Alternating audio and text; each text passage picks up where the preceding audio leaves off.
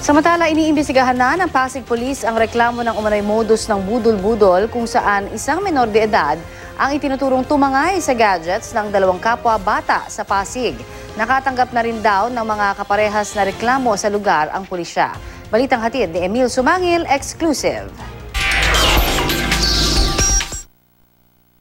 Tatlong menor de edad na naglalakad dahil tila magkakaibigan lang, abay sino bang mag-aakalang isa sa kanila ang nambibiktima na sa dalawang iba pa.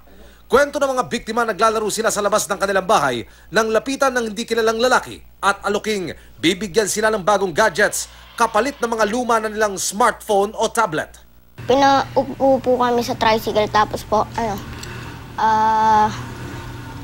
sikreto daw po namin na bibigyan daw po kami ng iPhone, tas Pennyboard, tas PSP daw po. Yung kaibigan niya po daw, yumaman sa kanya. Agad naman daw nilang kinuha ang kanilang mga gadget at ibinigay sa suspect na nagyaya namang pumunta sila sa sarili niyang bahay. Pinalingon po kami dun sa pader. Okay. Tapos di ko po alam kung ano pong ginagawa sa amin eh. Bago tuloy ang tumawid sa Pasig-Makati boundary ay pinaiwan ng isang biktima, habang ang isa pa hanggang dun lang malapit sa C5 elevated U-turn slot.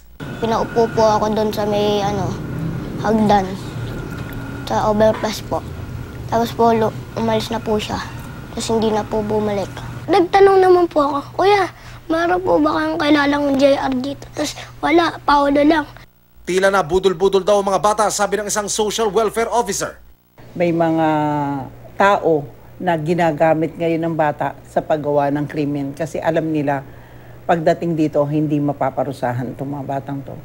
Iniimbestigahan na ito ng Pasig Police lalo't may natatanggap din itong iba pang reklamo ng parehong modus. Emil Sumangil, GMA News.